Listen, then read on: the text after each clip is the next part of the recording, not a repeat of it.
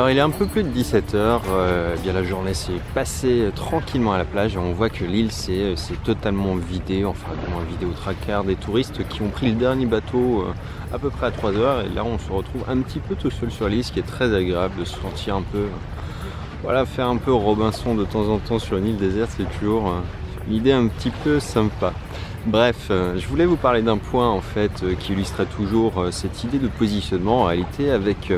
l'exemple du ferry de la compagnie que j'ai utilisé pour venir ici, qui est une compagnie de speedboat en fait, de bateaux rapides qui propose des allers-retours à 20 $, ce qui est assez peu cher dans l'absolu, mais qui pour le marché ici est relativement cher. Il faut savoir que c'est une compagnie qui a été créée, j'ai plus la date en mémoire, mais il y a à peu près 5 ans. Et qui a totalement investi un marché d'une manière neuve, et c'est en ça en fait où ça rejoint parfaitement l'idée du positionnement dont je vous parle depuis 2 à 3 jours, puisqu'ils ont décidé en fait d'ouvrir une compagnie, non pas de bateaux, parce qu'il y en avait déjà qui faisaient cette liaison, simplement c'était des bateaux de pêche, des petits bateaux qui allaient assez peu vite et qui faisaient ces traversées en 2 à 3 heures pour un prix qui était moindre, c'est vrai, mais c'était beaucoup plus long. Alors ils ont décidé d'arriver avec une nouvelle offre totalement neuve. Ils auraient pu racheter un petit bateau comme tout le monde, non, ils sont passés sur un format qui était totalement différent, qui n'existait pas, qui est d'acheter un bateau très récent, très rapide et beaucoup plus grand en termes de capacité d'accueil, afin de faire beaucoup plus de transport de passagers à la fois. Bon, pour la petite histoire, ils avaient également un deuxième club de plongée qu'ils alimentaient par cette voie-là, donc ils avaient déjà des clients d'une manière un petit peu native et captive, je dirais. Mais peu importe, leur offre sur le transport en fait en ferry, eh bien, il était de s'imposer avec quelque chose de totalement neuf, donc avec des transports rapides et à des coûts qui étaient à peu près le double de ce que facture tout le monde, ou facturait tout le monde à l'heure actuelle. Bref, aujourd'hui encore, eh bien, cette entreprise est la seule, parce qu'ils proposent maintenant à peu près 3 liaisons par jour, et ce qui fait qu'il y a un ticket d'entrée pour les concurrencer qui est assez important à l'entrée, parce qu'il faut non pas un seul bateau, ils en font plusieurs. Eux ils ont, je crois, 3 ou 4 bateaux qui sont très rapides donc, et qui contiennent une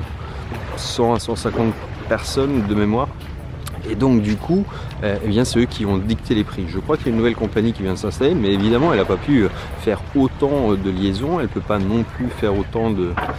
volume, et elle est un peu obligée de faire en sorte que ces prix ils se tiennent par rapport aux leurs, quand bien même les investissements sont très coûteux pour ce type de bateau et donc pas forcément rentable avec des prix à 20 $. Donc vous l'aurez compris en fait, ils ont trouvé un moyen de devenir différent de ce qu'il y avait. Ils ont utilisé une offre qui n'avait rien à voir avec ce qui existait à l'époque, et du coup ils ont créé vraiment quelque chose de neuf, quelque chose qui les a rendus uniques, puisque c'était les seuls à pouvoir faire ce type d'approche, et donc du coup ils ont réussi à dominer un marché en s'imposant avec quelque chose de totalement nouveau. D'ailleurs, en voici un qui arrive.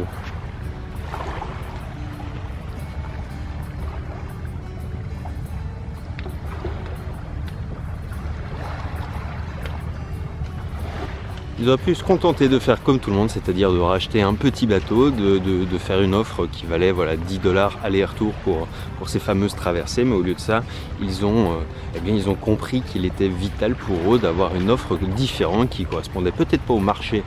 dans lequel ils se lançaient actuellement. Et ils avaient juste l'intuition qu'effectivement les gens seraient prêts à payer le double si on allait beaucoup plus vite pour les transporter jusqu'aux îles. Ils ont travaillé évidemment sur le développement du tourisme ici, mais en soi c'était quelque chose qui était un petit peu risqué. Toujours est-il que leur offre, elle, était unique, et c'est ça qui a fait leur succès, qui leur permet aujourd'hui d'être la référence sur ce marché. Voilà pourquoi j'insiste autant sur les affaires de positionnement, les affaires d'offres, parce que c'est vraiment ce qui vous garantit d'avoir un projet qui sera rempli de succès, ou du moins c'est ce qui vous évitera beaucoup de déceptions et beaucoup eh bien, de mauvaises surprises. Si vous faites la même chose que tout le monde, eh bien, vous aurez les mêmes résultats que tout le monde. Si cette entreprise avait eh bien, créé une nouvelle ligne de ferry classique qui mettait 3 heures, ils auraient pu facturer 10 $ seulement. Et aujourd'hui, eh bien, ils facturent le double avec un produit qui est totalement différent, qui répond à un marché d'une manière différente et qui est devenu un standard en quelques années seulement. Donc comme toujours, eh bien, je vous invite à réfléchir à cette question, à envisager vos produits, vos services, vos projets sous cet angle-là et vous demander ce que vous pouvez apporter comme nouvelle valeur à tout votre marché, ce que vous pouvez apporter d'une manière différente et comment en fait eh bien, vous allez pouvoir rendre votre proposition totalement unique afin d'éliminer la concurrence, afin de ne plus être comparé à ceux qui sont déjà installés sur le marché avec une offre qui pourrait répondre à peu près ou pas du tout à la même chose que vous. Et en ça, eh bien, vous vous assurez d'avoir eh bien, un projet qui peut réellement cartonner. Voilà, quant à moi, ça va être l'heure d'aller prendre un petit cocktail sur la plage et je vous dis à bientôt dans une prochaine. Ciao!